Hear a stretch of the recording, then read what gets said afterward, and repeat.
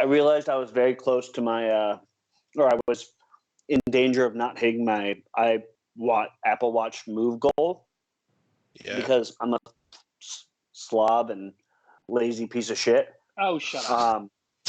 So I walked to the 7-Eleven and I got some cookies. Oh, and a drink. I'm going to drink during the podcast. Nice. What is that cookies? That you could tell? So is that what you're eating? Cookies? Yeah, it's the duplex cream cookies from 7-Eleven. It's it's like 99 cents for like 8 cookies. I know what you're talking about. Oh yeah. And then I got a 25-ounce can of Natty Light Seltzer Lena Lime Mixer.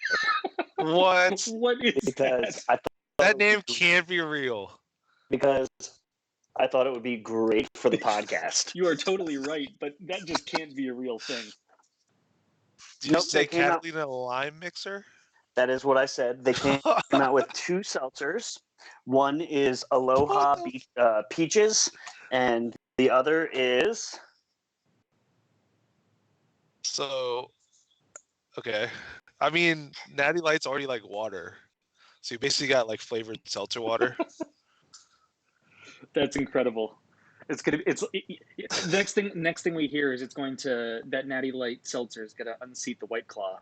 That's gonna be coming, right? Oh, I know, right? Somehow, yeah.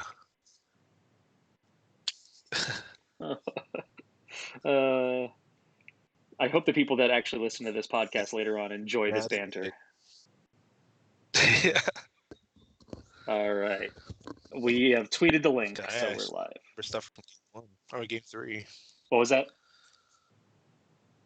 I actually gotta still remember stuff from Game 3. I tried to like wipe it from my memory. I know. I honestly, so I try to pull up like the box scores ahead of time just so like I can remember like what we're talking about. And I didn't even open the box score for Game 3. Didn't even open it. I just did, and good lord. It's a really bad game. It was a really bad game. All right, so where do we want to start on this 3rd episode of the podcast that we have not done in a very long time? Should we start with Game 3 and get that out of the way? Is that where we want to start today? I mean, I figure that sounds good. Yeah, because then we can get happy after that, right? Yeah, chronologically we get happy afterwards. Finish happy, yes. Yeah, that's kind of how I'm feeling about it. So, but we could also start with some good on Game 3 because, man, Anibal Sanchez was awesome. Agreed. He was really good. Like he's had some good appearances all year long, right? But this is about as good as he's looked like in a Nationals uniform this year, I feel like. I'm with you there. He surprised me. I think it was like the 3rd inning when I was like, asked my buddy, I was like, how many Ks does he have? I think he had 6 at the time. I was just going to say that. That's what I remembered too. Like through 3 innings or so, he had 6, and I was like, oh my god, this is not what he does. You know, he's a guy that averages 5 and some change strikeouts per 9 innings, right? Like, and he had that through 3 innings. Through 3 innings, and like his changeup was like floating. I could tell from left field when he let go of the ball, it's like a changeup. Well, and which one? Because he was throwing 2 changeups 10 miles an hour apart from each other. Like that's also like that. I mean, he kind of had like 8 pitches. Yeah, well, that game. And you know he's capable of that, right? But at the same time, to see them at that quality, because he really didn't have a bad pitch. I mean, he looked incredible. Yeah, I don't really. I mean, scattered a couple hits and had the home run, but really, really solid. Yeah, I was expecting. Yeah, the butterfly change was working in a very real way. Yeah. Yeah, I was expecting him to come out firing, right? Like he hadn't pitched in like 2 weeks. You know, you knew that he was going to be juiced up, but sometimes with a guy that throws 90, 91 miles an hour, that can create trouble for him. And he just came in and he just was able to lock down and kind of throw pitches off of each other really well. And obviously Suzuki caught a great game early on. I was really impressed. Yeah, it was much more than I definitely expected going into the game. I expected him to do decently, but not as well as he did. It was a great performance, and I mean, we're gonna talk a lot about Davey, I'm sure, as has when the margins are as razor thin as they are, managers' decisions are that much more prevalent. I thought it was the right call to have him in there, no question. Yeah. And he repaid the manager's trust in spades. Well, right. When you see that a guy like Sanchez is going to start game 3, you're like, well, if you can give up 3 runs through 5 innings, you just had a great game. Like that was kind of like my dream scenario for him. Like give up a run every couple of innings, but kind of keep it close, and then hope that Corbin could come in and do something and bridge a gap or whatever Davey had figured out. But like it's as you kind of alluded to, Craig. It's easy to Monday morning quarterback it from what. Yeah, I mean, there's no room for error. I mean, we saw in game 2, the Nationals had to play a perfect game to win. Right. So in game 3, like that's just how it is when you're facing a 106 win juggernaut, as the Dodgers are. So I want to get back a little bit. Yes, Anibal Sanchez was fantastic on Sunday night, but I had some questions going into the game about the lineup, and I know that I'm not alone there. You saw Brian Dozier come in at second base for Howie Kendrick, which to me shows that Davey Martinez was prioritizing solid defense for a ground ball pitcher such as Anibal Sanchez. But just next to second base, you had Howie Kendrick playing first base. So you figure if you're going for defense first, you put your best defensive second baseman in there, which I believe is Brian Dozier. Why wouldn't you also put your best first baseman defensively in Ryan Zimmerman, who, oh, by the way, absolutely crushes left-handed pitching, such as Hyun-Jin Ryu, who was starting on Sunday night. So I had some questions right off the bat on lineup construction. What do you guys think? Yeah, I want to hear what Johan has to say about this because I'm really curious. I know you texted us before the game. I definitely thought that it would still be Kendrick at second and Zim at first, but I was definitely surprised that Zim was the one that he chose to not be in the lineup because, for that reason you said, he crushes lefties. So that kind of confused me. It's the same argument we had in game 1. Pretty you got to much put him in there against the lefties. Yeah, I mean, because that's when else are you going to put him in there? Like you're going to do probably Matt Adams if it's like a strong lefty, or you keep Kendrick in there, which he's been doing. And when else are you supposed to start Zim if not that situation? Well, and I'm not as high as on Dozier. I guess I just haven't seen him play second enough because there's a middle chunk of the season that I didn't really watch, to be honest. And I mean, I think he is better than Kendrick. I don't know about his Struble, but I don't know if I actually wouldn't mind seeing his Struble start, to be honest. I think his Struble's range is his problem. I mean, that's true. He just even when he was in his first stint with the Nats, like his lateral movement was just. I mean, I think it was below average then, and you had 2-3 years on that, and yeah, you make a good point. But I'd rather see Asdrubal's at bat right now than Dozier's, and so I think for me that kind of negates that, especially if you have Zimmerman at first base and not Kendrick, and that to me is the most surprising thing. Like we said, when you've got a left-handed pitcher up there, basically by all accounts, Ryan Zimmerman is saved on the bench for a left-handed pinch hitting opportunity with runners on base, right? Like that's kind of his role right now. But when you have a starter that you know it's not going to, with Ryu, it's not going to be an opener situation. He's going to go 3, 4, 5, 6 innings, like at least, even in a playoff situation. Why do you not give Zimmerman 2 or 3 at bats against that? It makes absolutely no sense. And I'm fine with Dozier starting, but I do sit with Johan a little bit that I would have preferred to see someone else in that spot, even if it's Kendrick and Zimmerman at first base. I'm fine with that. Because I think that Zim gives you a little bit of defense on that side with shifts and stuff like that you can make up for Kendrick's really lackluster defensive ability on the infield. But it makes the one thing that makes absolutely no sense at all is Zimmerman not starting that game. Yeah, I thought it should have been the game too. Same thing. They shouldn't have changed that. I mean, I think Craig said it on the last show. He was just like, that stays the same. The only thing that changes is Michael A. Right. Which I thought is how it was going to go. And then I was very surprised to see Dozier in there. Yeah. Dozier and Kendrick both in there. That was a surprising call. Yeah, I totally agree. Yeah. So yeah, the lineup was. I was just going to say, Zim catches that ball that Dozier missed. Zim catches that ball Kendrick pretty missed. easily too. Yeah. Yeah, pretty easily. Yeah. And I definitely agree. And so getting into the game a little bit, Anibal Sanchez, like we've all said, was absolutely fantastic. Through, was it 5 innings? He went 5. Yeah. Hey, did he hit 93? Was I seeing things? Did he hit 93? I don't know. Miles an hour? Now. Yeah, miles an hour. I think he was up around there. Yeah, I thought that was pretty cool. I definitely think he'd be up there again. He was consistently over 90 though, which is not which is surprising.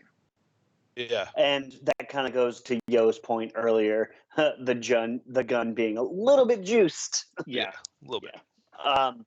But you fast forward, the Nats are absolutely clinging to a 2-1 lead, which is, the best you could have hoped for. I mean, in a situation, game 3 at home, you've got your 4th starter on the mound, and he gives you 5 solid innings. Not only that, your 4th starter against a guy who is like Cy Young candidate pitcher. Like, Ryu's had an incredible year. Like, that matchup just does not make sense at all, and it's worked out. Yeah. It worked out. Like, that's the thing that kills me. Yeah, it definitely worked out. And, like, again, credit where credit is due. He made the right call going to Patrick Corbin. It did not work, but that's your best option. I totally agree with that.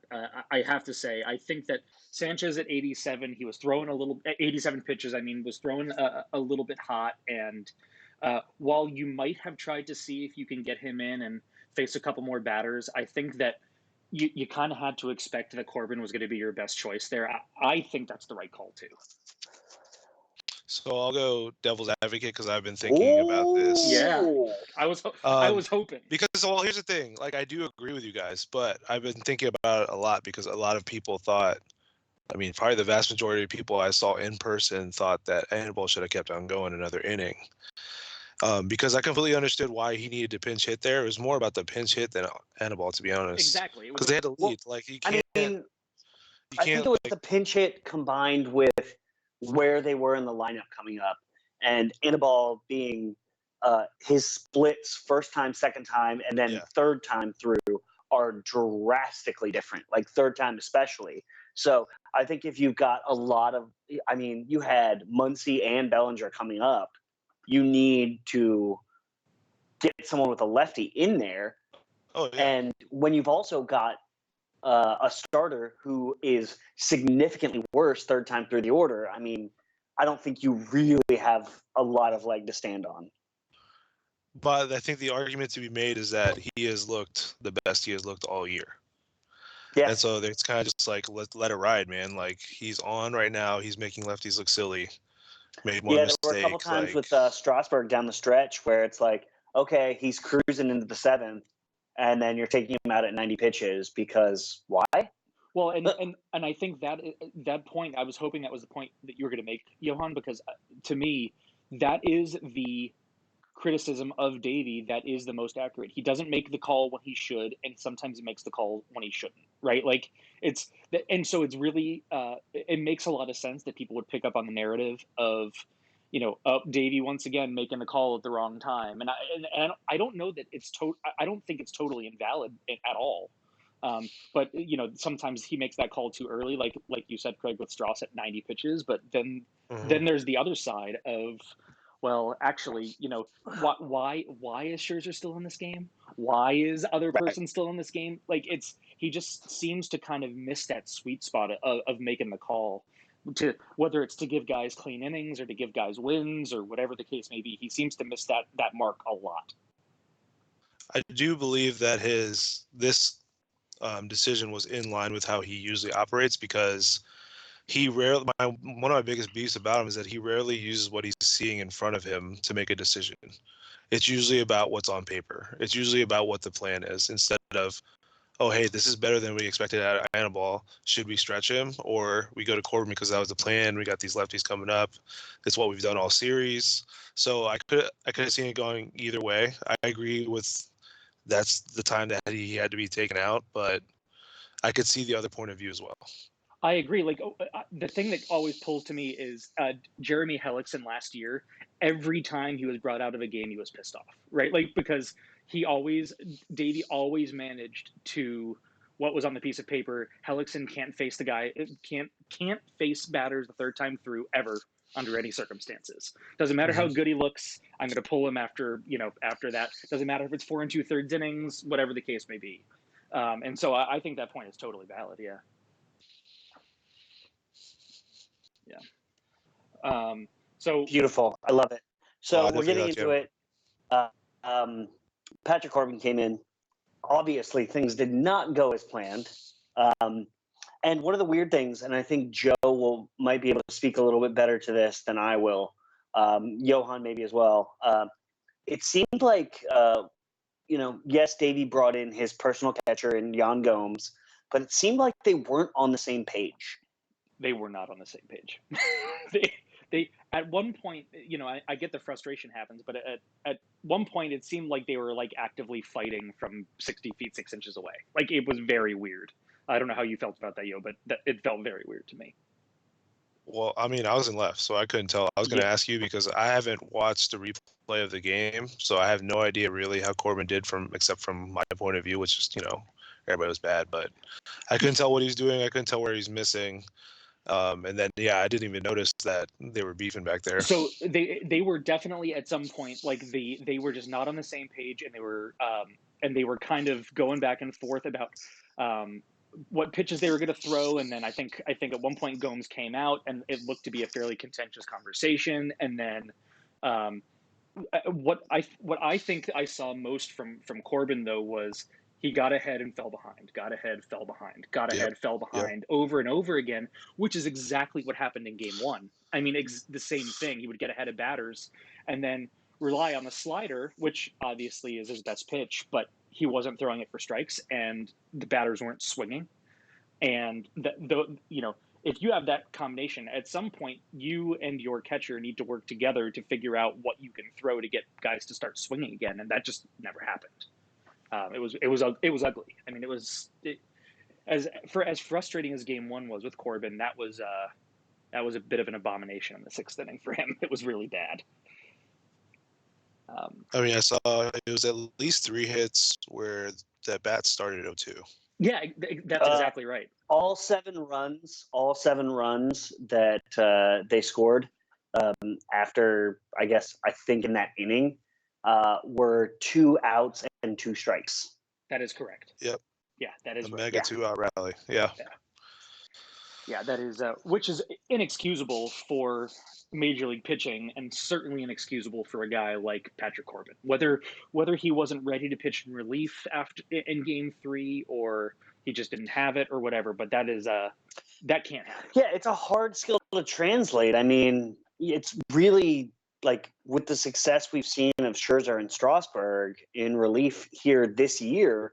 I mean, we shouldn't expect that from anyone because it's a completely different skill. It takes a completely different mindset. Corbin is not those guys.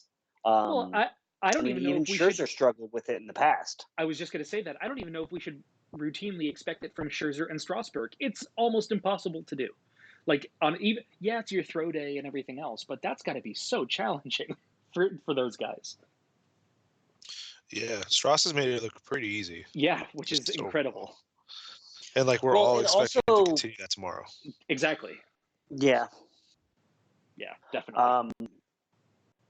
It did not go well from Corbin coming in to the rest of the game. Just bad things after that. Yeah, it's Strickland.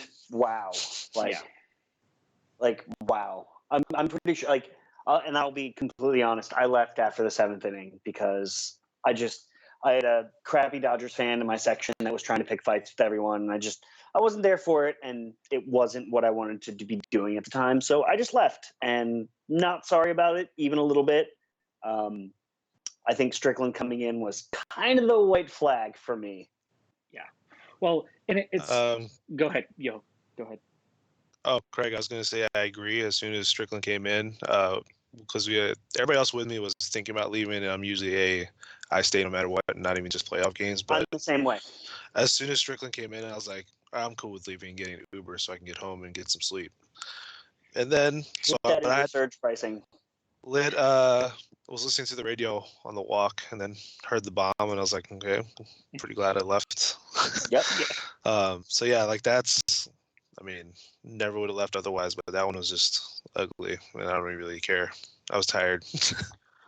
Well, I had a flight the next morning. I did the same thing. Yeah, I think I actually, when Rainey came in, I was like, all right, I just, like I just couldn't Well, handle and that's it after anymore. Rodney loaded the bases and still got out of it. Well, got out of it. That was like kind of where I was like, all right, I'm done.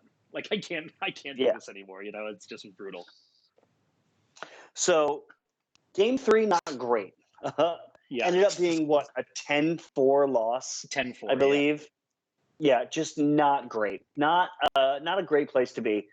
So you go into, I mean, I don't know how you guys were feeling on Monday, going like during the day, but I know for me, I was personally thinking, Scherzer hasn't really been Scherzer since he came back from his injury, from his DL stint. So if first half Scherzer can show up, then you've got a fighting chance, because then you've got Strasburg in Game 5, and as well as all hands on deck after that.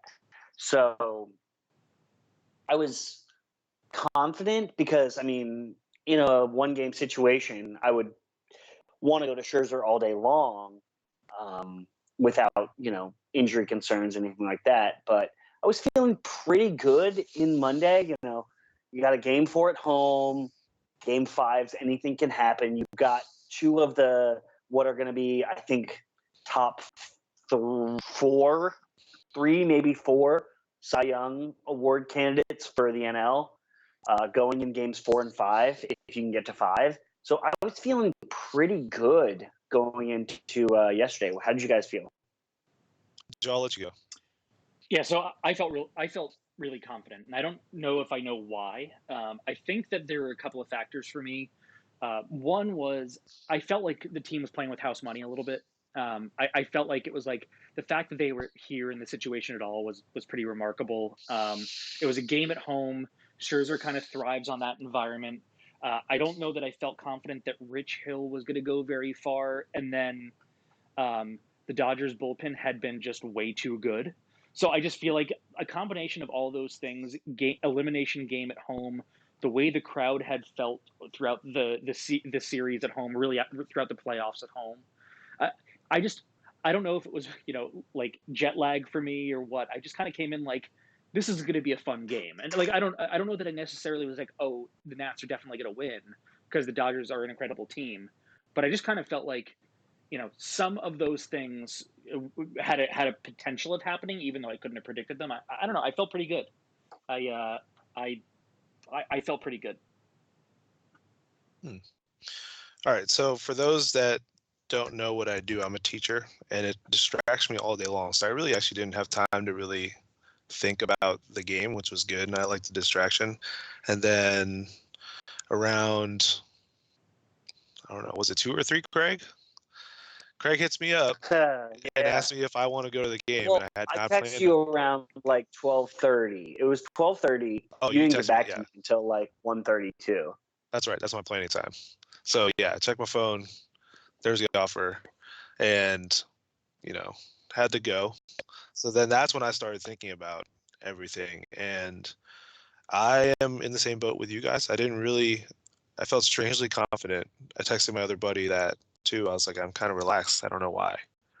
Well, I mean, I don't know if mine was like confident or it was just not nervous. Like, I think those are very distinct things. That's true, and I feel like this.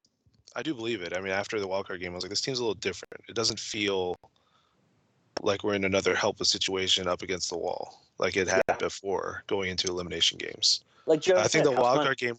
Yeah, I feel like the wild card game helped because we've already been through elimination, and this is just another one. They've been playing okay, but I don't know. Yeah, that I was. think the Rich Hill thing helps. Yeah. So I think the wild card game helped, and I think the fact that like it was competitive baseball well into September to the end of September, right? Like there wasn't this Yeah. feeling of like we were seeing 40-man roster guys for the last 2 weeks of the season almost entirely, and then all of a sudden you see the guys back in there and you get nervous whether they can hit. It just felt like things Yep. have, besides like a couple of weeks in early September, things have basically been clicking since July, and like that to me is like, yeah, it hasn't. Yesterday was really bad, but I think we've seen that this team has turned that around pretty consistently throughout the year. Like they've gotten beaten up a couple times, but they've like there have been a bunch of times where the next game they put up 13 runs or something. Like it just felt totally different. I agree than all of the other 4 times we've seen these kind of elimination games. I also think Animal's performance helped because he outperformed expectations. I think so. It's like he did well. If Corbin had a pitch, it would have been 4-2. Yeah, right. It's not bad. Like, and Corbin's like, okay, I get it. He's not going to be a relief pitcher. We found that out the hard way. Right. And we got Scherzer, who at some point has to show up, like Craig said. At some point, he's got to show up, and he did big time. But yeah, I like the lineup going in. When I was heading into the stadium, Zimmerman I was a little late. back in it first. Yep, back to what was working, and I also think because I was running a little late, that also helped me. And I don't know, I felt great coming to the stadium, which I don't think I'd felt that great before coming into Game 5s. Yeah, I don't know what it was. Well, we have had that, that game for luck a little bit at Nationals Park. So that, that was in the back of my head too. I'm not gonna lie. That Jason Worth feeling was there for sure. It just kind of in the back of my head, like, oh, they could do something. So in the first inning, though, of course, Turner homers, and it's just like, oh, you've got to be kidding me. Is this gonna happen? Yeah, that again? wasn't great. Yeah. And like I've certainly been more dejected after an early home run, but at the same time, it kind of felt like, well, this is going to be fine though. Like otherwise, Scherzer looked pretty good. It's just was a good connection on a pitch, and it was a pretty decent pitch. It was up in the zone. It's not like it was a bad pitch, but. I mean, the way I felt was you're going to have to score to win anyway. Yeah, right. At least it was only solo. Yeah. Right, exactly. And like you have guys all the time that get by in careers only giving up solo home runs, and it just, and it just after Scherzer's last start where he gave up 2 home runs in 2 innings, it was kind of like not again. Like that was kind of, I did have that feeling a little bit in that game, but yeah, but then the Nats decided they wanted to come back in the 3rd inning, which was a better, I think, comeback to come back a little bit more quickly than they usually do. I feel like in that 3rd inning on the Rendon for the fly. Nationals. So for this ball club, it's been very much a you suck for 5 innings. Yeah. And then you see the pitcher for a 3rd time and you rake. Yeah. And it seems like that's kind of been the strategy for most of the year. And, you hashtag stay in the fight, if I may. You kind of you work your way into the game a little bit. So Rich Hill was, I believe, on a 60-pitch limit yesterday. Yep. He ended up throwing 58 in 2 1/3 or 2 2/3, something like that. 2/3. But the Nationals were able to, the Nationals were able to get to him early, and I know several of the players had some historical success against him. But one of the things that I think really needs to be mentioned with regards to the first few innings, Anthony Rendon he's been quiet for the most part this postseason. Kind of had a slow last week of the year as well. But I want to say he had 3 RBIs last night on 3 different plate appearances, which if he's producing and knocking some runs in, that's a huge difference for this ball club. You've got Trey Turner, who has been great all year when he's healthy.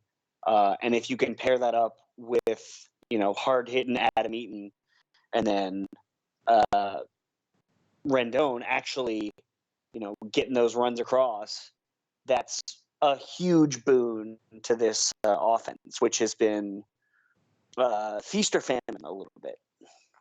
Do you guys remember who started the rally in the 3rd? Nope. Well, Turner got the. Oh, Craig, I even mentioned to you.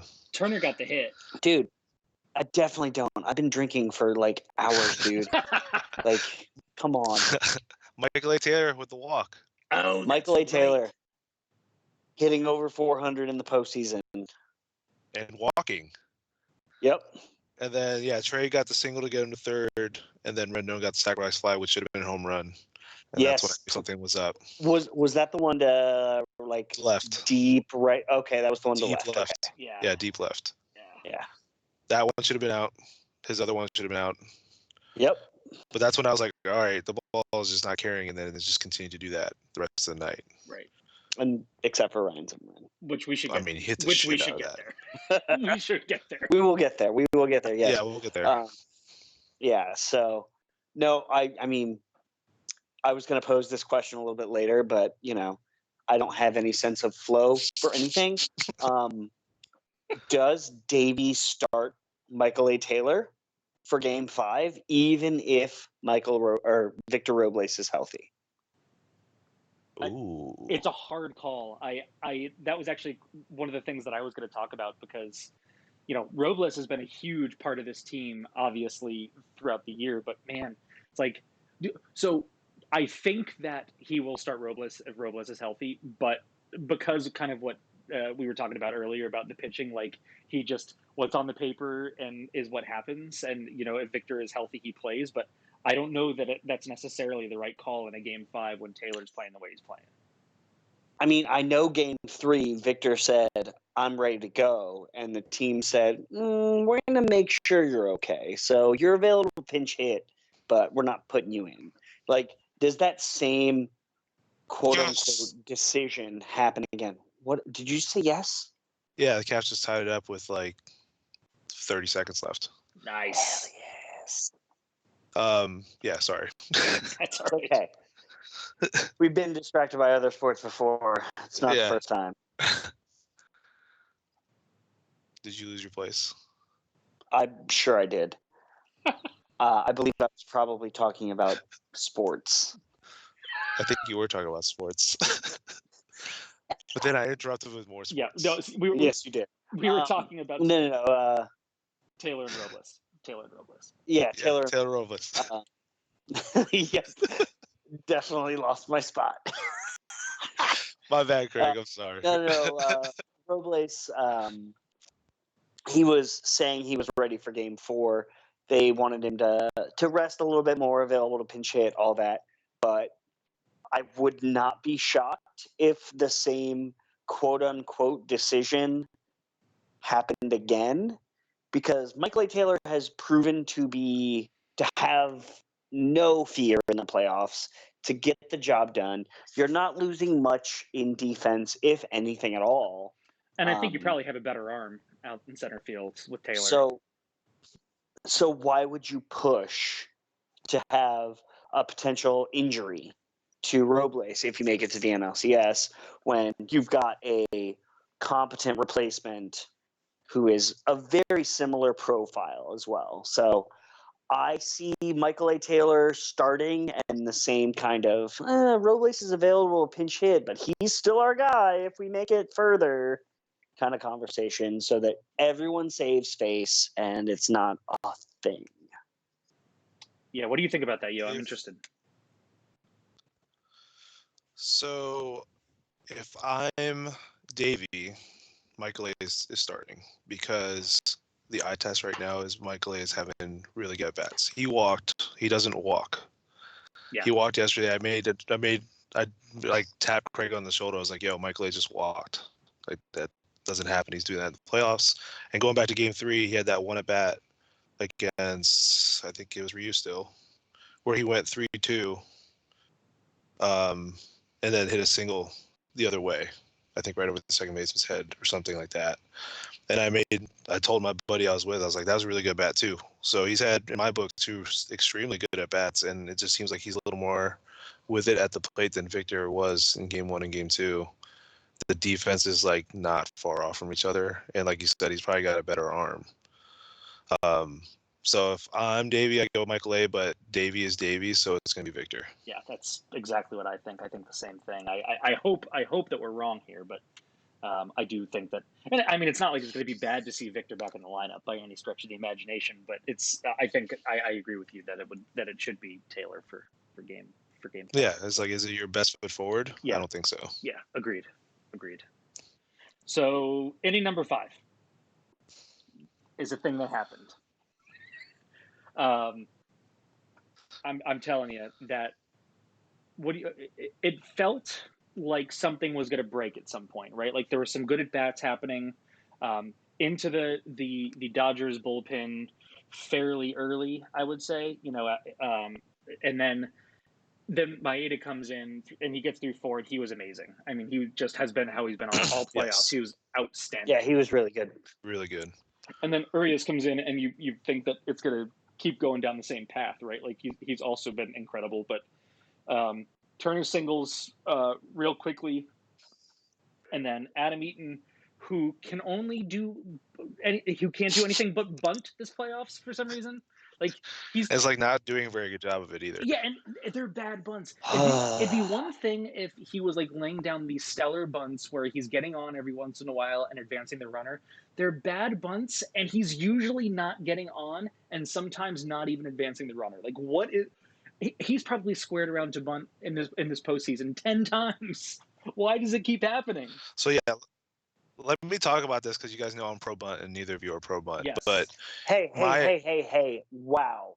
How dare you make such a inflammatory statement? Are you serious? I was just gonna say I am pro bunt for pitchers. Yeah, exactly. I I'm am talking about pro Adam Eaton bunting. bunt. I am pro bunt against the shift. I am pro bunt in a 9th inning situation where you only need one run. So, to blanket statement that I am anti-bunt, I think is a little bit much. context, Craig. It's Context. Splitting hairs. Yes. It's absolutely splitting hairs, and I will agree. But how dare you? Fine. So Craig is lukewarm on bunt. Thank you. My issue, and I'm completely fine with this because he understands that he's having terrible at bats and he's trying to do something for his team, is that he is dragging every time instead of just sitting in the box and laying down a good bunt. That's what's been pissing me off the most. I understand why he's bunting so much, but the fact that he's trying to run out of the box every single time, like I think he did it in one situation yesterday where it was runners on first and third. So like, why are you dragging with a runner on third? A good bunt gets him in. Yeah, exactly. That's been the biggest key for this entire thing. And I think it was Taylor on third, so it's not like it's a slow guy. Yeah. You know what? It's a guy who Adam can run. Eaton belongs on the Cardinals, is what you're trying to say. Dude, it's just I don't. That's been pissing me off because there's just bad bunts in general. Yeah. It's interesting because coming into the stretch, he was one of the hottest bats in the lineup. He was scorching the ball. 2 for 3, 3 for 4. Like he was hitting the ball to all fields, and all of a sudden it's like, nah, I'm just gonna bunt. Is this his first time in the playoffs with us? It is, right? Because he got hurt. Yeah. Yeah, he got hurt last He year. was hurt the first 2 years, yeah. So maybe he's just suffering from first time in the playoffs with the Nats. Yeah, maybe. Just trying. Well, Yeah. We'll give him that out, I guess. yeah. And then Rendon singles and scores Turner. Yep. And then and it kind of felt like something was going there, right? Like, you had the out from the sack bunt from Eaton, but something was going, and then Soto's coming up and he pops out. And then we've got ourselves a bit of a 2-run rally situation happening with Kendrick singling and Rendon going to third, and then Ryan Zimmerman comes to the plate, and I am not going to recount that. It's going to be up to one of you guys. Yeah. That was dope. Yeah, it was pretty great. Craig, did you said something during the pitching change, didn't you, about, I feel like you semi-called it a little bit somehow. I'm trying to remember what you said. I'm pretty sure I did. I don't remember what I said, but I remember. Maybe it was like, oh man, if Ryan can get a hold of one or something like that. Well, it was. And then Craig, you did tweet at the time. You were like, before the at bat, you were like, Zim, let's go. Like, you were like, come on, yeah, like let's go. Yeah, you did show me that. Yeah, it felt like the stage was set for a classic Ryan Zimmerman moment. I really like the matchup. I really like the way he's been hitting the ball lately. It just had that feeling of, I mean, I don't want to say inevitability, but a little bit of that. It was a feeling. It was visceral. It was, the crowd was there. Everyone was into it. The Dodgers felt a little bit on the ropes, and Ryan Zimmerman, he's been hitting the ball so well in September into October. So I had a feeling like I did back when Zim was back, baby. Well, and I called all of that season. Well, and the yes, you did. Well, in that at bat, right? The Nats had just taken the lead. There was a good vibe going. Like, it definitely felt like something could happen. And then the human rain delay, Pedro Baez, came in, and I was just kind of watching. And I was like, oh, here's where it gets interesting, because he always seems to enter the game in a way that makes it interesting. And just the swing on that pitch. So he takes that pitch, the first pitch low, very low, bottom of the zone, great pitch on a fastball, and then just absolutely massacres a ball 3 inches above the strike zone. I mean, it was like he must have seen that thing like a beach ball to hit it the way that he hit it up in the zone like that. I want to say that was the fastest. I'm sorry. I want to say that was the highest pitch Ryan Zimmerman has hit out of the ballpark in the StatCast era. That's right. And it was 96.6 miles an hour up out of the zone. I thought it was 96.9. 96.6 according to 96.6 according to according to StatCast. Oh, Craig. That was a surreal moment, and off the bat, Craig and I both grabbed each other. Yeah, like on the shoulder. Yeah, like, we both stood up and we just grabbed each other. No, we were standing already. We stood up, I definitely turned my body, and then we froze because when it got to its apex, I was like, shit, I don't know if that's getting out, because it literally, because the ball has been dying the last several nights. I mean, then freaking Bellinger deked it because he thought he looked like he was actually gonna get close to robbing it, and he missed it by 8 feet. He was not close. Oh yeah, no. It was not only out. Did the ball go out like 8 feet past the fence, but he was like 8 feet to the right. Yeah, to the right of where it actually landed. I was like, what? And then obviously, as soon as it hit that the outfield, I mean the grass, everybody just went nuts. It was one of the cooler experiences, and watching the video, the thing that really stood out to me was that anxious, nervous energy when Baez pitches the ball. Then you've got the Zim swing, the hit, the crowd goes crazy. Then there's a little bit of a lull, like right before it goes out. Like, is this actually going? And then it landing, and it goes absolutely mental. Yeah. It was deafening in the ballpark, and we were in wonderful seats, and I'm very thankful to Kathy and Kay for the gift of the seats, but it was an absolutely raucous, deafening sound when that happened. And I mean, I can't say enough about the crowd, which I'm sure we'll get into at some point, but it was just, what a hit from Mr. National himself, Mr. Walkoff, getting that huge hit, doing the Walker celebration in the dugout, just absolute pandemonium in the crowd. And that is the biggest pimp job I've ever seen Ryan Zimmerman do. Yeah. Even though it wasn't really a pimp job. For him, I mean, he knew. He absolutely demolished that ball. yeah. It was. And that's on a summer day. That's like landing on the W. Yeah, it really is. And like when you like that, I'm glad you brought up the pimp of the home run, because that for Ryan Zimmerman is like the equivalent of like Jose Bautista like throwing the bat in the playoff game. Yes. Like that is Yes. because Zim doesn't do anything like that, but he watched that thing for longer than I've ever seen him watch anything. And jogged real slow. Yeah, on his while he's watching it. Yeah. Yeah, and you know what? He deserved the hell out of it too. You know. Oh, It's hell just, yeah, he did. Yeah, I mean, it was what a cool moment. I mean, it's so neat to see him do that. Yeah, I remember I looked at Craig and I was like, my ears are ringing. Like it was so. You said that. You absolutely said that. Absolutely loud that I was like, my ears are ringing right now. It's never happened while I've been at Nats Park. Oh man, that's awesome. That was luckily my second time with ears ringing after the wild card game. Definitely one of the better crowds I've ever seen, ever heard at the park. It was a party. It was definitely a party. And Ryan Zimmerman did the thing. Don't remember even how the inning ended, but the next thing I remember that really stands out as to the game was the seventh inning and Max Scherzer. Yeah. Like, he was on it. He was through 6 2/3, and I mean, correct me if I'm wrong. I don't remember that well, and I'm sorry that I don't. It was crazy. I believe that Menhart came out with 2 outs. Yeah. One and out. you had It was Doolittle 1 out. warm. It was 1 out. Was it 1 out? Yeah.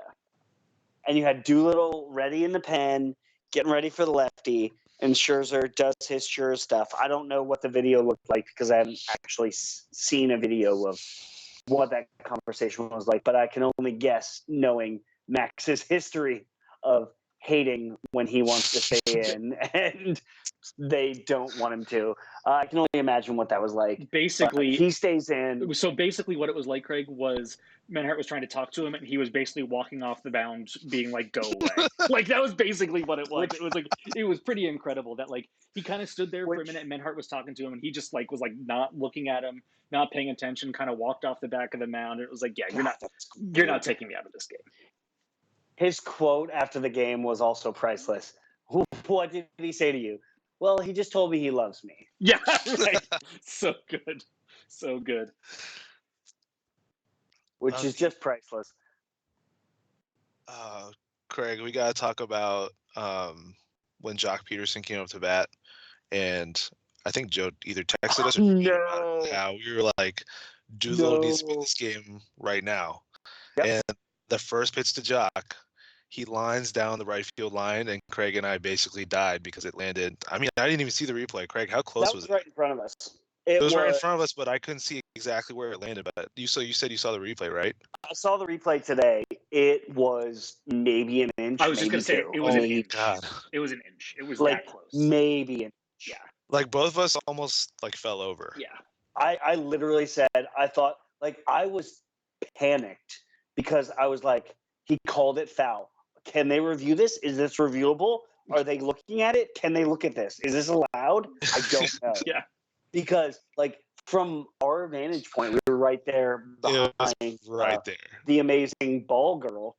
It looked fair. Yeah.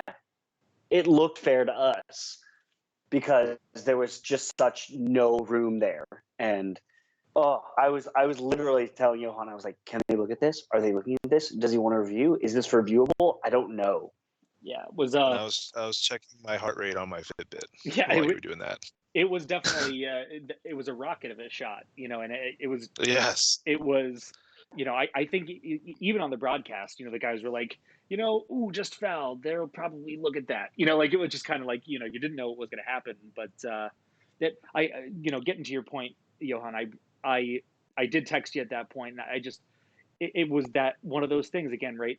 Like Davey not wanting to come out, or Davey saying like, I'm going to stick with my guy, but that is a situation tailor-made for Sean Doolittle. That's what he's on the team to do, right? Like power hitting left-handed bat, bases are loaded. Like it made no sense to me. I also think. Sorry. Sorry. You're right. Wait, are you still watching Mystics? Yeah, they just tied it up. 84-84. Oh, Big three with 2.5 left. nice. Yeah, that wasn't good. Okay, sorry. I'm sorry. Damn it! You did it to me this time. What were we talking about? We were talking about baseball, Johan. Guys, when I am the This is person that's going to keep baseball. us on topic, it's really a problem. Doolittle. Yes. Got it. All right. Oh yeah, I was gonna say I think there's legit fear from Davey that he would get his head ripped off if he came back out to the mound that inning. Because if he comes out, he has to come out of the game, right? Like 2 mound visits in an inning means that he's coming out of the game. And like you texted that back, and I was just like, or tweeted whatever it was, and it was like, oh, that's totally right. Like he was terrified. Like I think that is like not. Yeah, it's a funny joke, but also I think it's probably kind of true. like Menhart probably came in and was like, "Don't go out there." Yeah, right. I wouldn't go out there if I were you. And it just happened to work out that he got him out in front, and man, that grounder, I was like, oh, I couldn't. Yeah, it was so relieved to see a grounder second base. Well, but I got to be real honest. I saw Howie behind the grass, and I was like, "Oh God, don't screw this up! Don't screw this up!" Because it was like that's true. He was right behind the lip of the grass, and I was just worried that it was going to do something crazy, and Howie was going to miss it because Howie. He's done that. That was really. He has had a rough series. Yeah, I'm telling you, man, it's the glove. I think you're right on that. It's the first base mitt, man. He hasn't made an error with the second, has he? Well, no, he hasn't made an error. He's kind of muffed a play or two, but no errors. He's made some. It's all mental. Yeah. It's crazy to me that the big glove isn't being the one that's making the errors. So yeah, it has to be. Weird guy. And then another great outing by Daniel Hudson. I mean, it's he gave up that hit, but he's been lights out this postseason so far. Knock on wood. Hold up, were we just gonna skip Doolittle? Oh yeah, I guess we do have to talk about Doolittle's actual pitching. Yeah. Yeah, I see that. So yeah, after he didn't put him in for Peterson, which I was surprised for. Yes, I was very happy that he kept him in the 9th for Bellinger. That's not Bellinger, Seager. Yeah. Which also could have been a home run, but it didn't go anywhere. It was kind of surprising. But yeah, Doolittle was pretty lights out in the 8th. It was 3 hit balls, but they weren't really hit that hard. Except for Muncy's. Muncy should have been gone too. Yeah, Muncy got all that. He threw it right down the middle again. That was my favorite thing, was like the clips after that of that it went a little bit high, and then Doolittle being like, "Yeah, he crushed that, didn't he?" Well, he looked at it. Yeah, and he looking even right said, at him. There's like the video of like Doolittle looking up to the sky after that, and Muncy running back and looking at him like, "Are you kidding me?" Like that was a home run. Like what is happening here? It was pretty cool. A pretty cool light moment during a stressful series. Which if that's going to happen in a baseball game, Doolittle's probably involved in some way. Yeah. Yeah. Oh, actually, can I back up real quick? Yeah. I guess. The ground rule double, that wasn't a ground rule double. So I'm glad we went back to that, because I was like, that thing bothered the shit out of me. It made me so mad. I was so mad that I was at the park and I couldn't actually find the still image of Justin Upton in left field. Justin Upton. Yeah, I was so mad. I was trying to find it, but I didn't have the patience. I think you should just ask. I think was it Alan? I think Alan. It was either Alan or Max. I think that made it initially. They made like memes out of it. There just has to. That's what I would have asked. Good memes. Yeah, they are good memes. That was a good day. That was hilarious. But yeah, I was definitely looking for that, and I definitely did not find it. So I was a little upset about it. But that was some bullshit. Because the way I've always understood the rule is that if you want to call a ground rule double as a fielder, you have to raise your hands and not play the ball. Before you play the ball. As soon as you play the ball, you can't call ground rule double anymore. Because it was obviously a supposed to- fieldable ball if you fielded the ball.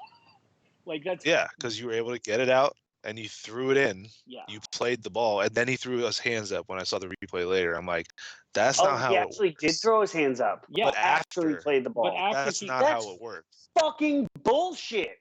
Yeah, it's not how the rules God work. damn it. Now I'm mad. Well, But he stole third anyway, so it doesn't so even matter. good. Right. The fact that he got third on that, I think it was a pass. Wasn't it a pass ball or a wild pitch or something like that he moved Called on? it a One wild, of those, yeah. They called it a wild pitch. Yeah, but it wasn't far away, right? Like it wasn't Yeah, that it far. barely got away from it. He just booked it, right?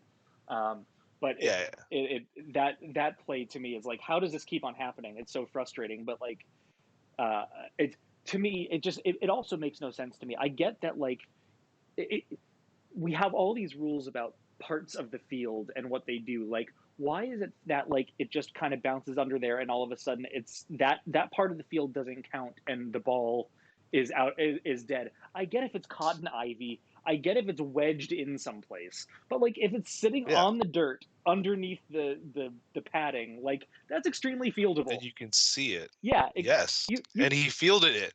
And you can he see, picked it up and threw it. Exactly. And you can see the whole ball. It's not like part of it's wedged. It's not like it's that rule to me makes no sense. And MLB has to do something about that because it makes too much of a difference in important situations. I feel like Justin Upton had a better case, to be honest. I totally agree with you. You could make an argument that Justin Upton couldn't see the ball from where he was standing. Cody Bellinger definitely could. Oh yeah, totally. It was on the dirt right there. I mean, it was just underneath. Yeah, fuck him. him. It was bad. And also, Justin Upton did it properly, even though it was ridiculous that he was trying to. That's right. He did it correctly. You put your hands up and you let him come check it out. Exactly. Otherwise, you play it how it is, just like golf. Yeah. You play it as it goes. Yeah, that's the part that drives me crazy. Yeah, it's complete bullshit. Yeah, totally agree. It's as it lies, Johan. I don't know how you have 6 umpires. You fucked that up. Yeah, exactly. How do you mess up with 6 umpires? MLB umpires. Yeah. But still, yeah, there's 6 of them. Yeah, somebody's got One of them's got a rule out there. Plus the ones they were talking to in the booth, for the record. Yeah, so there's more. Let's go. Yeah. Sorry. How do you not know that rule? Anyway, so a huge win for the Nats. You know, it's and a dominant one, right? Like by the end, you know, you start to get a little bit confident. The pitching's looking pretty good between Doolittle and Hudson. It's not that kind of nail-biting one-run game, kind of leading into a game, a game 5. So it's exciting stuff coming up. Another elimination game, another game 5 for the Nats. This time away though. And this is a new. One of the fun things I've found is you're seeing. Do you remember, like, we've been in this situation, game 5, how many times? I don't even know how many times. I think every series we've had so far gone to 5 games. Except for the Giants. Yeah, the Giants one. Okay. Yeah. So 3 out of 4 times we've gone to 5. And 5. yeah, oh, Jesus Christ. Now it's 4 out of 5. Yeah. So you've got all these articles. The Nats are the favorites. Nats are the favorites. Nats are the favorites. Nats are the favorites. Like, you're coming into game 5 where your back is against the wall. You have all the pressure on you. You're the higher seed. Like, you're expected to win this. You're seeing the reverse of that right now. Like, I don't know if either of you subscribe to The Athletic or anything like that, but Andy McCullough had an article today, was essentially Dodgers are up against the wall. Here you've got a 106-win team who is 1 win away or 1 loss away from being completely out of the postseason. And I cannot tell you how many times in the last 7 years I've read that exact same article as a Nationals fan, where you're expected to make it past the first round. Like, it would be a disaster for you not to. The Dodgers have won the National League the last 2 years. And right now, They've lost game 4. They've got Steven Strasburg coming in, a dominant pitcher for game 5. They have all of the pressure on them. The Nationals have no pressure whatsoever. We've said it before on this podcast tonight. The Nats are playing with house money. Like, you won the wild card after a 19-31 start. You won the wild card game. You are forcing a game 5 against the best team in the National League, who should have dispatched the Nats 2 games ago. And you got a game 5 where anything can happen. I've read that article so many times the other way around. But right now, the Nats are loose. The Dodgers are tight. Anything can happen in game 5. You've got one of the top 3 or 4 best pitchers in the National League going. So it's a really nice place to be for a change. Well, and it's our first situation as fans in this spot. We've like you said, Craig, like we've never been in the spot as the underdog really in a playoff series, because in the years the Nats have made the playoffs, they've tended to win 95 or plus games, right? So they've got their best pitcher for the season on the mound, but I think it's important to note that they're facing a pitcher who absolutely destroyed their offense in game 1, right? Like, Walker Buehler was incredible, and you absolutely know that Clayton Kershaw is also going to pitch tomorrow. So, like, those two things make a big challenge. I don't know if the Nationals have that kind of push. Strauss is going to have to do what he's done all postseason and really all season long. Is going to have to dig deep and find something, I think. I think, like Johan said earlier, we're all kind of assuming that Strauss is going to have a great game, and there's really no reason to assume otherwise. But it's still a big ask of a guy who has started, pitched a game in relief, is going to now come pitch game 5 in an elimination game. But it really could be the way of Strasburg and the Nationals exercising their demons, and Strasburg as an individual exercising his playoff stuff from seven or so years back. It's good. It's huge, obviously. I'd like to piggyback on what Craig was talking about, how the Nats have always been that team that's been expected to win, and it's You can also, say we. This is a we-friendly podcast. I go back and forth when I'm talking out loud. But yeah, also the Caps. The Caps they were in the same situation as the Dodgers.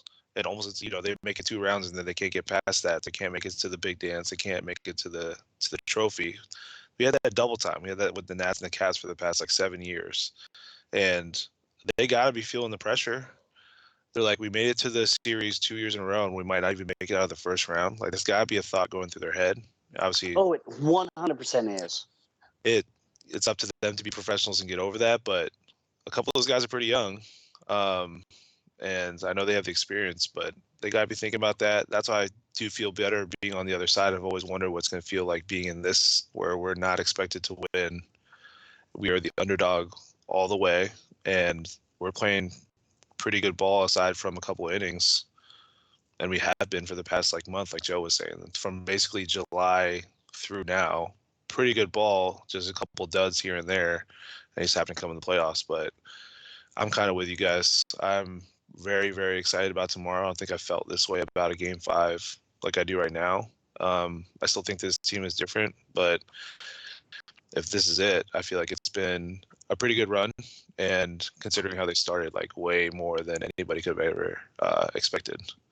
Yeah, and I think for me, and I think it's important to point out, when Craig and I stopped doing this podcast a year or so ago, it was totally from my perspective. I was just not feeling it anymore. I don't know if it felt obviously a lot of life stuff going on, but I just wasn't feeling that connection to the team that I remembered from 12 and 14. Mm-hmm.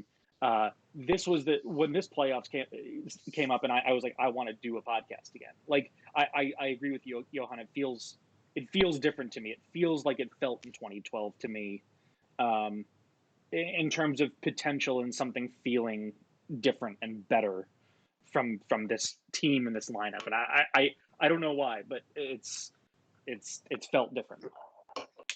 Well, the most incredible thing about that team is that it came out of nowhere. It was the lack of expectation, and after Exactly, and that's exactly where we are right now. in May, I was like, well, Davy's going to get fired. The Nationals are going to finish 4th, and we'll rebuild for next season. So you're right. I didn't actually make that connection until right now, but that's exactly right. It's the playoff series that came out of nowhere. It just makes it feel totally different. Totally different. Do we Craig, and I also say that you're a little Craig. I gotta give you a shout out for that little monologue you went on there. That was pretty beautiful. Oh, thanks, buddy. Well, do we want to get into some bold predictions, gentlemen? I would love to. Why don't you start us off, C-Mac? Okay. My bold prediction is the Nationals win Game 5. And they win in a non-save situation game. So more than 3 runs in the 9th inning. That's what you're. Correct. Yeah, got it. I am predicting a 5-1 Nationals victory. Your heroes are pitcher, obviously. I think you're only going to see 2 bullpen pitchers. I think you're only going to see Huddy and Do. Wow. In the final game. I think you're going to see Strasburg. I think Corbin's going to redeem himself with a 2-inning appearance very solidly. I think your offensive heroes are going to be Juan Soto and I'm just going to stick with Soto. Okay. But no, I'm predicting a 5-1 win. I really don't think it's going to be that close. I think the Dodgers are going to shit themselves and really feel the pressure and kind of fold a little bit. So I'm feeling really good going into tomorrow. I think Strasburg has, I don't want to say turned a corner, but he has evolved into a superhuman pitcher. And I think the Dodgers will collapse under the weight of expectations after 2 years of being the best of the NL. They're crashing down to earth in a very quick. So that's my prediction. What do you guys got? What you got, yo? Okay, so I'm gonna say Buehler holds us down for about 5, maybe scratch a run off of him, and then Kershaw comes in, and he's actually probably not that good, and we get 2 back. I also think that Strauss might give up a home run. I don't know to who, but I feel like he's due for at least 1. So it might be like, I'm thinking like 3-3 going into like the 7th, and then they scratch one off of like Baez or Urias again. That's got to be Rendon. Rendon's going to be the one that does some damage. He was on it yesterday, and He was. I think he's getting hot. Like I said, I thought he should have had 2 home runs yesterday if it wasn't weird night at Nats Park. Yeah. But yeah, so I think they win it 4-3. Late inning game-winning RBI. Yes, I think I'm a little closer to Johan with my prediction. I think that it's going to be real tight throughout. I think those 2 starting pitchers are going to be incredibly solid. I think that Strauss probably struggles to make it through 6, only because of kind of the amped up nature of everything going on. But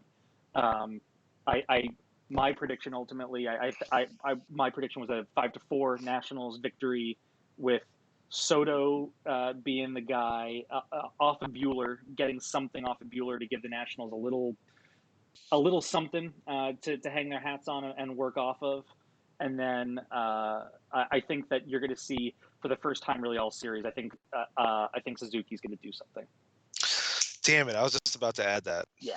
Nice. That was gonna be my second. Yeah, because he's been due. so cold and he's been so good all year long that I feel like he's way overdue. Yeah. He's gonna like I could totally see a Zook home run or an RBI double or something like that. He has nothing to show for it, but he's been grinding through at bats. Yeah, the at bats have been. That's kind of my point, right? The at bats have been pretty great, but it's just he hasn't been able to see anything. I think that he's hit so many good line drive home runs throughout the year. I just feel one coming somehow. So Yeah. is this the first time on this show, Craig, that all people on the program, including when it's just you and me, have predicted wins in an elimination game? I'm pretty sure we've never all predicted a win in an elimination game. I think it says something about the team. I don't think we're being crazy either.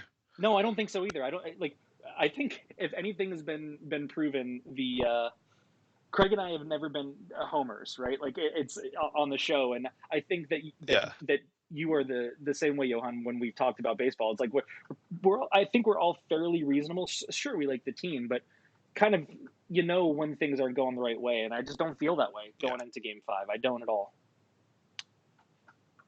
So I just love how they grind. They know it. They always talk about it too. You just grind out. But I love teams that grind. I mean, you guys mentioned the Lake Bragg team that won state championship this past year. That's all they did. Grind at bats. You play as hard as you can for as long as you can, and that's what this team has been doing. So if they keep playing like they're doing, man, I feel like the Dodgers have been a little more spotty than us. Yeah, I agree. They've had some stretches where they have just gone swing happy and struck out 7 out of 10 times. They've struck out a lot this series. They're not making that many adjustments. And then, they just capitalize on when we have bad pitchers in there.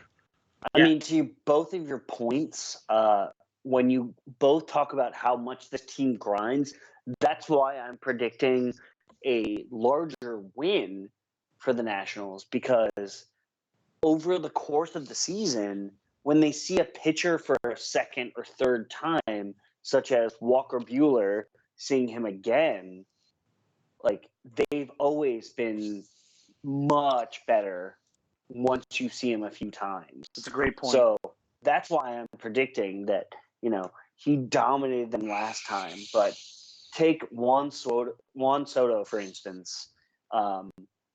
I mean, he's gotten 3 outs against Joe. You're going to have to say his name because I can't. He's gotten 3 outs. Kolarek. Oh, Yeah, Kolarek. I was like, who are you talking about? He's gotten 3 outs against this guy, but he is watching him like a hawk. And I'm pretty sure that he's not just doing that because he's Juan Soto. I'm pretty sure he's doing that because that's the team ethos, is to really make sure you've got all the information. So Walker Buehler dominated the Nats in Game 1. So I'm pretty sure that the team has spent that time with the off day, especially, and a cross-country flight where literally everyone can have an iPad in their hand with a scouting report. I'm pretty sure they're going to see all they need to see on Walker Buehler to really make a difference. So this team knows how to grind, so I'm pretty sure they're taking every opportunity they can to see everything they can from Walker Buehler to make sure that this is different from Game 1. Or 2, or whatever it was. Was Game 1 the first time they saw Buehler this year? Yeah, that was Game. Yeah. Oh, I don't know if it was the first time this year. I'm trying to check on that real quick. Yeah. Because that might have been. And Craig, you make a great point. When they see a pitcher a couple times, they usually make an adjustment. Yeah. And I love your Soto point because I think he does exemplify what everybody's doing. He just does it outwardly so you can notice it, while everybody else does it just in their head. Right. Yeah, exactly. You see him lining up the pitcher while he's warming up. Yeah, he's just far more brazen about it than some of the other guys. Yeah, I don't think that's just a Soto thing. That's a learned skill. Yeah. So that's why I'm more confident than you guys. I've got 5-1. You've got 4-3 and 5-4. So right. Well, and I think that that your point's really valid, and you kind of make the point that I made about when in the Rich Hill game when with the relief pitching, it was just kind of well, they're going to hit it. They're going to hit him at some point. I think most of the other teams previous to this, I don't know if I felt that way, right? Like Josh Hader coming in, it's no, they're going to hit him. I something about it was they're going to hit him. Or when Maeda was awesome, but then when Urias came in, it was no, they've got a shot here. So it's a valid point. It was shocking Yeah, to hear and like that Hader. I think you guys said it when Hader had faced 66 left-handed batters this year, and only Joey Votto had gotten a hit off of him before Juan Soto in the wild card game yeah, and Joey Votto was in July, and in he July. hadn't given up 2 hits since May which is in an insane. inning. Which is insane. Oh my God! Oh, so update. I found they did face Bueller this year. He went 5 1/3, 8 hits, and gave up 4 earned, 7 total. So 3 walks, 6 Ks. so they can So get you've to got him. Walker Bueller, who made an adjustment for the playoffs, Right. Who's probably and also now better you've because got the Nationals making the adjustment. that was end of July. Right. Yeah, so there's they've gotten to him before, like you said, Craig. Bueller made an adjustment, right? Like that's what good pitchers do. But now it's up to the Nats who are going to see him 5 days later to make another adjustment, right? Like that's less of a gap to make that adjustment. So it'll be That's the interesting. game. That's baseball. Making an adjustment to the adjustment. It's just that's a constant string of events that happens in baseball. So you gotta kind of lean to the Nats a little bit. So you know what the cool part about that game was? That was against Strasburg, and Oh, Strasburg was it went really? 7 innings, 2 hits, 1 earned, 9 Ks. Nice. Where was it? Was it at Dodger Stadium or at Nats Park? It was at Dodgers. There we go. No, sorry, it was in Nats Park. Well, We won 11-4. Now you got to switch it up. So I think the only other prediction I can think of that we can make is who starts first base, who starts second base, who starts center field. I don't think you can sit Zimmerman. I don't Can't. think there's a possible way you could by this point. I mean, I didn't think you could sit him earlier in the series when they did, but after such a clutch hit, you can't. So I'm seeing Zimmerman at first, Kendrick at second. He had a good game for Howie Kendrick did, so that's what I'm seeing. I'm seeing Michael A. Taylor in center. I'm seeing Robles available to pinch hit, and the party line is going to be, we just want to make sure Victor is going to be healthy, and not necessarily that Michael A. Taylor is the better option. Yeah, I mean, I have the same way. Me too. I think it's the only way. It's the only way. I still think it's gonna be Victor. You do because Davey. Yeah. I want it to be Michael A. Yeah. But I think it's gonna be Victor. Yeah, I think there's a chance it's going to be Michael A. So I'm going to go with Michael A. I'm going to go straight up with what Craig said because I think that's my hope, and I think that Davey might figure it out, maybe, possibly. I don't know. So I know when you mentioned it earlier, how long does Strauss go? I think Joe, you said 5, right? Yeah, I think he leaves in the 6th is my guess. He gets into a little trouble in the 6th, and Davey panics and pulls him. That's my guess. I'm going 7. Yeah, I'm going 7. Nice. Dude, he's pitching like 120 tomorrow. I hope you guys are right. I hope it's who, like. I mean, who do you put in for him? Well, that's my. How do you replace him if he's doing his thing? That's my concern, and that it kind of goes to kind of what Craig was saying, alluded earlier to possibly Corbin coming in and redeeming himself a little bit, and I think that we might see that. I think there's a chance that with a bunch of lefties coming up, we might end up seeing Corbin, and then possibly Hudson leading into Doolittle because then the lefties will come back up. I think that's a chance, but you're not going to see Strickland. You're not going to see Rainey. You're not going to like. I don't think you're going to see any of those. You're guys. not going to see Voth. I think. Yeah, who's on the roster? Don't forget that. But I think that there's a better chance that you see Scherzer than any of those guys. Scherzer's not pitching. I don't think exactly the point. I think there's a better. That's my point exactly. I think there's a better chance you see Scherzer than any of those guys. And Scherzer's not pitching. Yeah. So. It'll be fun. It'll be fun. It's one of the. I'm not dreading this game 5, and that's the first one I think that I've not been dreading since 2012. Yeah, I was I'm not more dreading. excited than anything else. I'm very excited. Yeah, I was very excited. Yeah, when he won definitely last night. excited.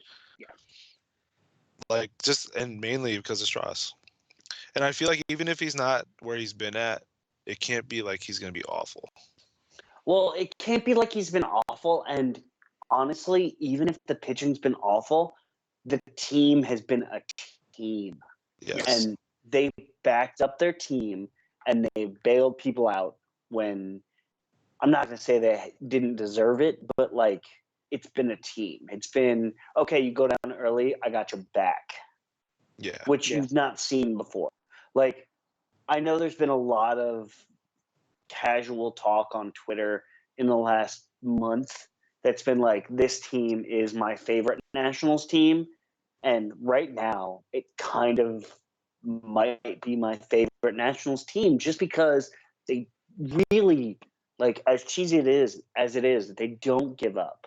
They don't lay down and just say, okay, we're going to lose. You've got those young players that don't know any better that they're like, I don't care what's going on. I'm going after it. And it's something different. So, like, this very well could be my favorite team just because of how they back each other up. They fight till the end. Like, as I hate parroting the party line, stay in the fight, but it really fits this team. It's the like I hate corporate branding, but that's awesome. what it is, and it fits. It's so good. It was perfectly chosen. I mean, it was perfectly chosen. I think that this is the first Nationals team that a playoff bound Nationals team that has experienced diversity ever. Or like the adversity has been what happened early in the year. Like they were out of it in 2 months into the season. They were completely out of it. They experienced so much adversity, and they came back from it in a way that I never expected. They fought back to take a stranglehold on that wild card spot, and that was something that I never could have imagined happening for the team. It's amazing. It's amazing. That's why you're exactly right. The four other teams that always finished first in their division never had the adversity they had in this regular season that they had this year. They've always been like, they've only had one team to deal with that was chasing at their heels, and usually they didn't do anything. There hasn't been a stretch where we've had to battle with a team to win the division. And they've always been like good the entire year. This is the most they've struggled before making the playoffs. And if it reminds me of the Caps team that won it all, because they sucked in the middle of the year. I remember that. I remember I couldn't even watch them in like January. They were so bad. Holtby was pulled as the starter. Yeah, exactly. Yeah, he didn't even start the first series. Yeah. Yeah. That's it. That's exactly like it feels like that. Yeah, it felt a little different. It's a great comp. If they can pull this off, it would be like the game 6 against the Penguins. You finally get past that mark where you haven't been able to get that monkey off your back, win the series. Who knows what happens after that? Like, just we're not in uncharted territory. It's all bonus from there. I mean, I said to friend of the show, NatsGM.com, Ryan Sullivan, who, by the way, I should point out because he's going to be mad if I don't. He prepared very well for his podcast, so he's mad at Joe, and there's a feud now, just so you know, Joe. You were the one that tweeted that out. Why is the feud with me? I didn't tweet it out. I didn't tweet it out. I didn't tweet out that Yo prepared and was hashtag best guest. I didn't tweet that. That wasn't my tweet. As long as it's not me, it's cool. Okay. Either way, I was telling him something that I don't remember because I lost my train of thought. Wait a second. What? Different? Yep, I'm gone. I'm lost. Oh. Fuck, nope, I'm gone. I'm lost. I'm gone. I'm out. It's gone. Well, perfect time to end the show then. Perfect. Well, thanks for everybody joining us for another episode of Nats Talk on the Go 2019 Playoff Edition. I hope we'll do more of these because there are more baseball games to come. But either way, this has been a lot of fun doing these 3 shows about this kind of improbable Nats run that we've gotten a chance to experience. Anything else to say, guys? Like last time, I'm glad I was able to join you second time. It's been fun again. Shout out to Max, John, well, not John, Fang. That was weird calling him John, and Wow. Steve, who are in the chat on YouTube, just talking about random stuff. There's a Nice. chat on YouTube. Yeah, yeah. I don't. Apparently, I don't know how technology works. So I just want to but yeah. pull. I just want to point out, and because Johan had a nice sentiment, I'm just got to ruin it. That I pulled up the tweet, and it was from Tweetbot for iOS, and I don't have that. So that's on you, Craig Mack. Yeah, that's me probably. That's fine. So now There's the you're receipt. in a feud with Ryan. It's you. Well, that's fine. I'm still gonna blame you. So. Okay, fair enough. So I'm going to go ahead and thank Natural Light for making Catalina Lime Mixer Seltzer for powering this show. The fucking Catalina Lime mixer. Nice. Natty Light. And I also want to go ahead and say last night was one of the best nights I've had in the ballpark. Thank you to Johan for coming and joining me in the seats. Roos, Beth, the Dan, hashtag Wingspan Dan for his wingspan for the Selvies. But it's been a magical last 2 weeks in Natstown. And this has been week. It seems like 2 weeks, but it's been a week. It's been a week. Well, I mean, no. I'm saying the last 2 weeks going like. Oh, you mean the winning streak too? No. Yeah. In the last homestand. You're That's right, what I'm talking you're about. right. Like, You're right. like that whole It has last been very fun. week leading into end of the regular season bash where we raised $10,000 for Smile with the Doolittles into the postseason where we won a wild card game in like one of the coolest games we've ever been to. Like, this has been amazing. It's been a ride that I did not expect that this town deserves, because you hear shit so many times about DC fans, not showing up to the big events, whatever, quiet, not as loud as they should be. This has been our moment. This has been our time. And the real fans have shown up in spades.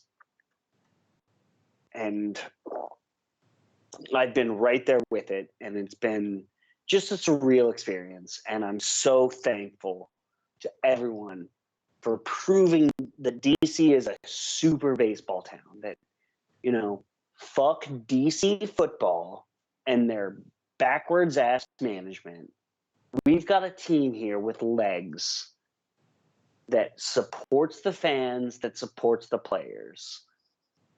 It's something that needs to be supported by everyone around. And from what I've seen, it has been. And I couldn't be more thankful for how the last 2 weeks have gone, because starting in April and May, the fact that we are one game from eliminating the 106 win best in the National League team is something I didn't expect, you didn't expect, no one expected. House money that we're here is wonderful, and I'm so happy about it. And I want to see it through, and I'm so excited for tomorrow, because I really think that the Nationals are going to make a statement, and that the fans are going to finally get that justification long so deserved. So that's what I got to say. Boom. Dude, I don't know what Natural Light's putting in that Catalina Lime mixer, but goddamn, man. It's good shit, Again, man. Craig's another feeling just the feelings. beautiful monologue. Yeah. Damn. I'm feeling it. I don't. I mean, I can't put it better than you just put it, man. That was awesome, because all that was true. I got a big smile on the face just listening to that. Nod in my head, yes, because you are on point. Well, Like, It will be hashtag fun LFG, tomorrow. man. Let's fucking go. Let's go. Let's fucking go, man.